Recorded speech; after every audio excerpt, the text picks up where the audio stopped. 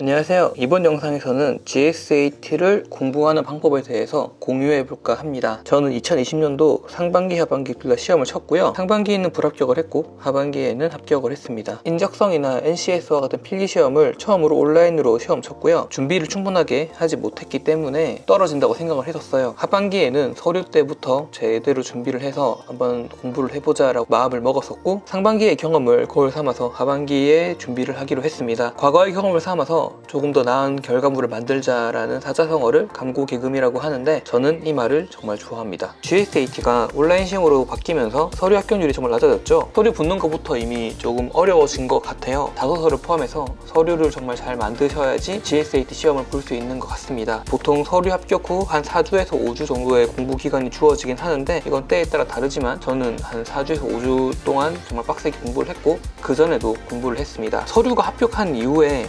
인강이나 어떤 개념 강의를 들으면서 공부를 하기에는 시간이 부족한 것 같아요. 그래서 저는 상반기 때는 정말 준비를 제대로 못했기 때문에 공부할 시간이 너무 빠듯했고, 회독 같은 걸 아예 손대지 못했어요. 미리미리 공부를 하시는 게 중요할 것 같습니다. 시중에 나와 있는 GSAT 교재 같은 경우에는 13권에서 17권 정도 풀면 합격한다라는 정설 같은 게 떠돌아다니는데, 저도 16권 이상은 풀었습니다. 이건 책 소개를 할 때 다 알려드리도록 하겠습니다. GSAT는 인적성의 기본이라고 보통 말을 많이 하잖아요. 타기업 인적성에 나오는 정말 기본 개념 또는 정말 중요한 개념들을 많이 다루고 있으니까 취업을 준비하시는 분들이라면 공부를 해보셨으면 좋겠습니다. 총 5가지로 나눠봤는데요. 첫 번째는 인강, 두 번째는 교재, 세 번째는 수리 공부, 네 번째는 추리 공부, 그리고 다섯 번째는 실력 올리기입니다. 2020년도에는 수리와 추리만 시험 과목에 들어갔기 때문에 저는 수리, 추리를 정말 집중적으로 공부를 했고요. 확실하게 공부를 하시면 좋을 것 같습니다.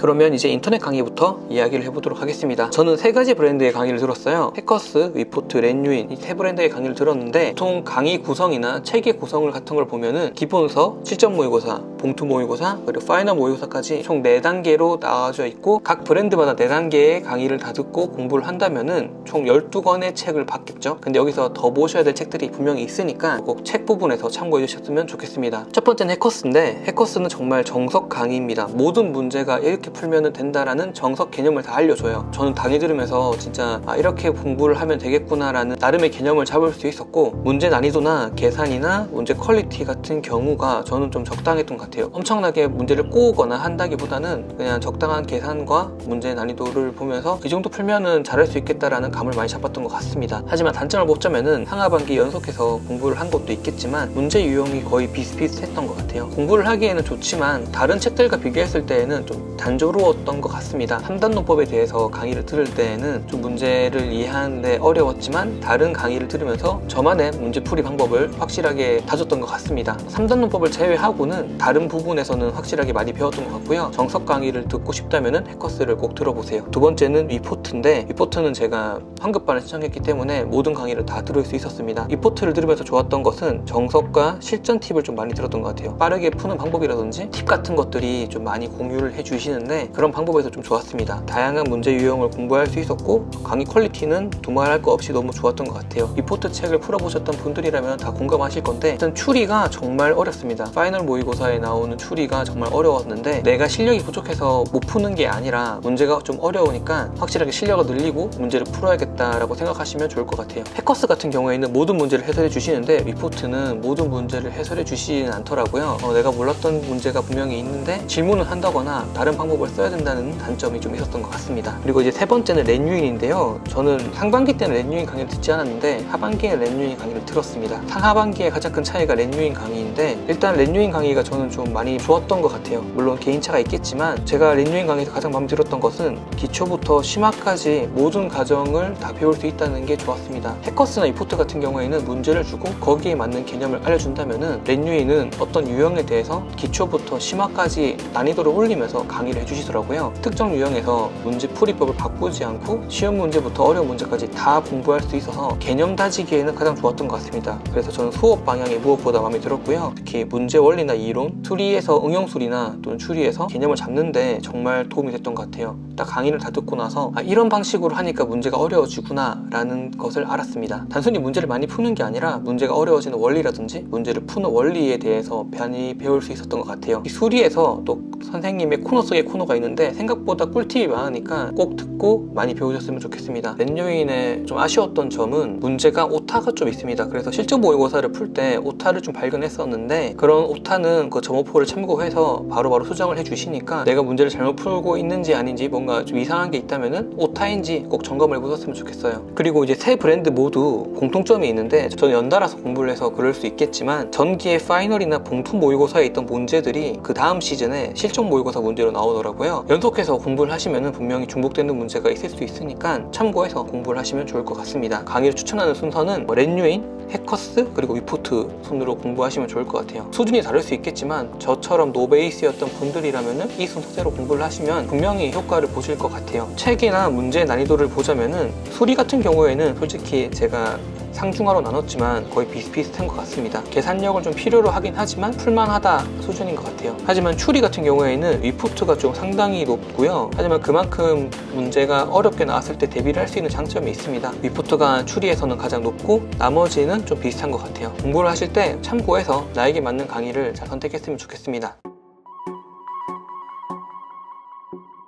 두 번째는 교재입니다. 교재 같은 경우에는 일반적으로 강의와 비슷하게 기본서, 실전 모의고사, 봉투 모의고사, 파이널 모의고사가 있고요. 브랜드 같은 경우에는 해커스, 위포트, 렌유인, 에듀윌, 에듀스, 서원각, 시대고시, EBS 등 더 많은 브랜드가 있지만 저는 개인적으로는 앞에 있는 4가지 브랜드의 책을 다 보셨으면 좋겠어요. 그래서 인터넷 강의 들으시고 또 추가로 하신다면 에듀윌까지 하셔도 분명히 16권이나 책을 풀어보시기 때문에 부족한 문제는 없을 것 같고요. 그 이외에도 본다고 하시면 에듀스나 서원각 정도 또는 시대고시 중에서 마음에 드시는 문제집 선택해서 한두 권 정도 더 푸시면 좋을 것 같습니다. 교재 중에서 가장 추천하는 도서는 렌유인의 독학 단기 완성인데 강의를 포함해서 들으시는 게 더 좋겠지만 그게 아니라고 하더라도 해설서가 정말 잘 돼 있기 때문에 충분히 공부를 하실 수 있겠지만 강의를 듣는 게 더 좋겠죠. 책에 있는 문제로 강의를 하시는 게 아니라 또 다른 문제들로 강의를 하시기 때문에 분명히 더 도움이 될 거라고 생각을 합니다. 그것만 해도 이미 책 한 두세 권은 더 푼다고 생각하시면 될 것 같고요. 그리고 어떠한 책이든 해설 강의가 있는 교재를 선정하시면 좋을 것 같습니다. 개념서 같은 경우에는 강의를 듣거나 또는 개념을 배우고 공부를 하는 게 맞지만 실전 모의고사부터는 무조건 예습을 해야 된다고 생각을 하거든요. 내가 숙지하고 있는 개념을 이용해서 문제를 풀고 해설 강의를 이용해서 어떤 게 틀렸는지 점검을 하는 게 중요하다고 생각을 하는데 꼭 문제풀이 단계에서는 해설 강의가 있는 교재를 선정하시는 게 좋을 것 같습니다. 세 번째가 에듀윌인데 에듀윌 같은 경우에는 그냥 두말 없이 해설이 너무 좋기 때문에 추천을 합니다. 그리고 시험장 풀이법이라고 해서 플러스 알파가 있거든요. 그걸 참고하시면서 공부를 하시면 도움이 될 것 같습니다. 인터넷 강의를 신청하셨던 분들이라면 플랫폼에서 제공하는 온라인 모의고사가 있으니까 진짜 문제는 원 없이 푸실 수 있을 거예요.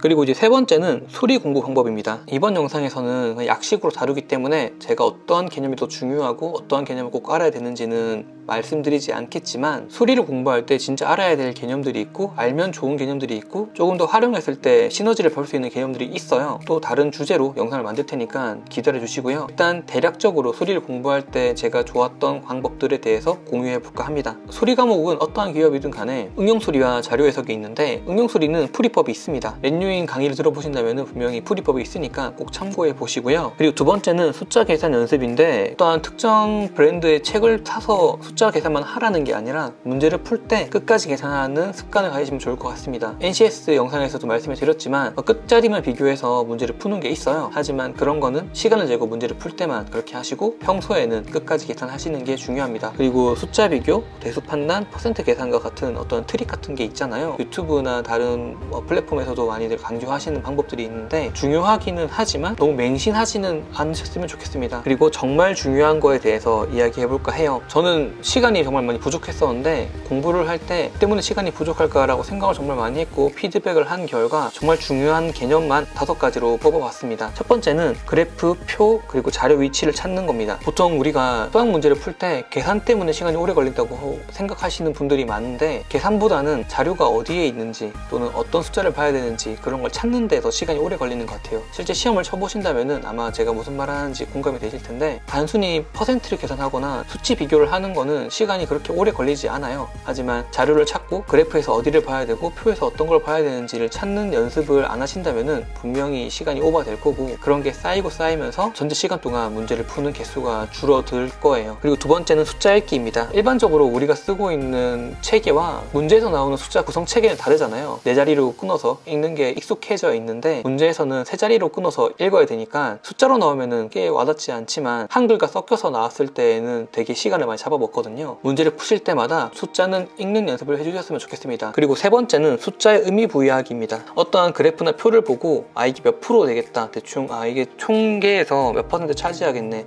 또는 이 숫자에서 얼마를 곱하면은 전체가 되겠네와 같은 그런 가늠을 하는 것들이 필요한데, 제가 예시를 가지고 왔어요. 표가 주어지고 나서 이 표에 있는 판매량에 대한 수치를 보고 이런 그래프가 주어졌을 때 A에서 한 2배 정도 하면은 100%가 나오겠다, C에서 3배를 하면은 전체 100% 정도의 숫자가 나오겠다와 같은 그런 숫자들 간의 관계를 공부할 때 짚고 넘어가셨으면 좋겠습니다. 그리고 이제 네 번째가 언어로 숫자 비교하기입니다. 단순히 숫자를 계산해서 크기 비교를 하는 게 아니라 언어를 이용해서 숫자를 비교해 보시길 바랍니다. 대표적으로 자대모소로는 정말 누구나 다 알고 있는 단어죠. 숫자를 비교해서 크다고 생각하는 게 아니라 이건 자대모소니까 큰 거야 와 같이 문장으로 숫자 비교를 하셨으면 좋겠습니다. 두 번째 예시에서 각각 분자나 분모가 거의 200씩 거의 증가하는데, 단순히 분수를 계산해서 푸는 게 아니라 분자 증가율이나 분모 증가율 중에 어떤 것이 더 큰지 한번 찾아보고 분자 증가율이 더 크니까 오른쪽이 더 크다라고 말할 수 있는 정도로 숫자 비교에 대해서 문장을 만드는 연습을 하시면 좋을 것 같습니다. 그리고 다섯 번째는 제시된 선택지가 틀린 이유를 찾는 겁니다. 선지가 틀렸다면 왜 틀렸는지, 맞았다면 왜 맞았는지 꼭 찾고 넘어가셨으면 좋겠습니다. 10문제를 푼다고 가정했을 때 선지가 5개잖아요. 그러면은 50가지 문제가 만들 수 있고 50가지의 개념을 잡을 수 있으니까 중복되는 게 포함한다고 해도 최소 30가지 이상의 개념을 잡을 수 있다고 생각을 합니다. 그리고 이제 네 번째는 추리입니다. 추리 공부하실 때에는 진짜 양치기보다는 원리 파악을 하셨으면 좋겠습니다. 왜 어려운지, 어떻게 내면 어려운지, 현재 이 문제는 쉬운데 어떤 개념이 들어가면 어려울지와 같은 문제에 대한 이해도를 높이시는 게 분명히 도움이 될 겁니다. 어떤 유형이 어려운지 또는 어떤 유형의 문제인지 꼭 정리를 해보시는 단계가 있고 없고의 차이가 엄청 클 거예요. 그래서 문제를 보고 어떤 방식으로 구조화를 할 건지 방법을 만드시는 게 정말 중요합니다. 그렇게 하기 위해서는 문제에 대한 분석 또는 개념에 대한 분석이 필요하겠죠. 선생님마다 문제를 푸는 방식도 다 다르고, 그리고 나에게 맞는 방식도 다 다릅니다. 그래서 누구에게는 쉬운 문제가 나에게는 어려울 수 있습니다. 문제에 따라서 효율적으로 정리하는 방식이 있으니까 일단 나에게 맞는 방식을 찾는 게 가장 중요하고요. 그리고 풀이 방법이 확실한 문제 유형이 있습니다. 예를 들어 3단 문법, 도식 추리, 진실 게임, 이런 문제 같은 경우에는 정말 방법이 있더라고요. 전체 문제를 어떻게 푸는지에 대해서 시간만 잡으시면 될 것 같습니다. 기본서를 공부하실 때에는 강의를 듣고 복습을 하고 개념 정리를 하시는 과정이 꼭 필요하고요. 모의고사를 풀 때에는 예습을 먼저 하고 강의를 듣고 틀린 개념을 잡고 복습을 하시면 좋을 것 같습니다. 현재 내가 가지고 있는 개념이 확실하지 않고 뭔가 좀 더 배워야 될 게 많다고 하시면은 무조건 기본서의 강의에 다 들으시고 개념을 확실하게 하시고요. 개념을 다듬어 나가시는 방향으로 공부를 하시면은 좋은 성적을 받으실 수 있을 것 같아요. 풀이법이 분명히 존재하니까 꼭 강의를 듣고 배우셨으면 좋겠습니다. 그리고 문제 유형별 나만의 최적화 구조 만드는 게 정말 중요합니다. 제가 위에 표시했던 이 세 가지 구조와 방법은 그냥 저에게 맞았던, 그리고 저에게 익숙했던 방법인데, 이게 사람마다 수염도를 그릴 건지 아니면 표를 그릴 건지 또 다르거든요. 나에게 어떤 방법이 가장 맞을지, 최적화가 될지는 더 다르니까 많이 배우시고 많은 개념 중에서 나에게 맞는 방법을 꼭 찾으셨으면 좋겠습니다. 그리고 이제 다섯 번째는 실력 올리기입니다. 제가 생각하는 실력 올리기는 당연한 개념이 많아지면 실력이 올라갔다고 말할 수 있을 것 같아요. 그러니까 예전에는 몰랐던 것인데 알게 되어서 이게 당연한데 하면은 내 실력이 올라간 겁니다. 여러분들이 어떤 개념을 배워서 당연하게 되는 개념들이 많아지면 많아질수록 여러분들의 실력은 올라가고 점수는 분명히 변할 거예요. 기본서는 정말 확실하게 공부를 하시는 게 좋고요. 최소 3회독은 하시는 게 좋습니다. 매번 공부하실 때마다 달라질 건데 저는 7회독 정도 했던 것 같아요. 모의고사 같은 경우에는 2에서 3회독 정도 한 것 같은데, 개념서는 정말 많이 봤고 그걸 바탕으로 제가 정말 많이 공부를 했다고 생각을 해요. 개념서는 정말 많이 보시는 게 좋고 강의도 반복해서 들으시면은 분명 배울 게 더 많아질 겁니다. 기본서를 이용해서 문제 원리, 풀이 방법에 대한 최적화를 꼭 하시는 게 중요하고요. 그리고 시간 재기 같은 경우에는 실전 모의고사까지는 시간을 재고 풀지 마시고요. 봉투 모의고사나 파이널 모의고사 같은 경우에는 시간을 재고 푸시되 한 10일 전부터 시간을 재고 푸시고 나머지는 다 공부를 하시는 게 좋을 것 같습니다. 10일 전부터는 모의고사만 푸시면 되는데 모의고사는 진짜 하루에 4회를 풀어도 4시간밖에 시간밖에 안 걸리잖아요. 진짜 집중해서 시간을 내고 풀 때에는 그렇게 모의고사만 계속 푸시면 되니까 그 전까지는 확실하게 개념을 잡으시는 게 중요할 것 같습니다. 문제를 많이 푸는 것은 지향하시면 좋을 것 같아요. 문제 푸는 것보다는 개념을 숙지하시는 방향으로 공부를 하시고 파이널 모의고사를 풀 때 정도 됐을 때 문제를 많이 돌리면서 실전 감각을 익히시면 좋을 것 같습니다. 그리고 선택지는 오답이 안 되는 이유 같은 거는 확실하게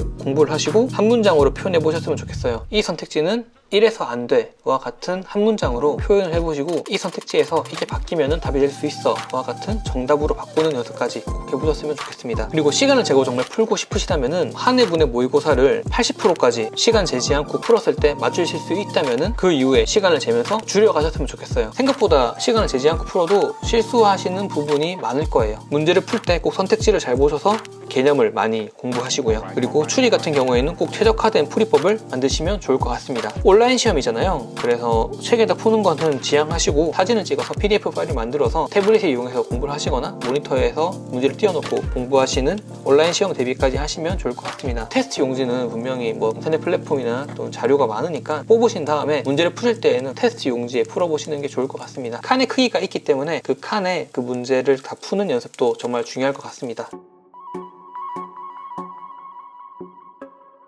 오늘은 GSAT 공부 방법에 대해서 제가 했던 것을 좀 공유를 해봤는데 제가 말씀해 드리는 게 정답은 아닌 거 아시죠? 하지만 저는 정말 이런 방법을 통해서 나름의 개념이 많아졌고 성적이 오르고 합격까지 할 수 있었던 것 같아요. 제가 말씀해 드리는 걸 다 따라 하시기에는 분명히 무리가 있을 수도 있고 정답도 아닐 수 있으니까 들어보시고 나에게 맞는 거 그리고 아 이거 좀 좋아 보인다 하시는 것만 잘 선정하셔서 공부해 보시면 좋을 것 같습니다. 오늘 영상은 여기까지고요. 제 영상을 끝까지 봐주셔서 너무 감사드리고 더 좋은 내용으로 찾아오도록 하겠습니다. 영상을 끝까지 시청해 주셔서 너무너무 감사합니다.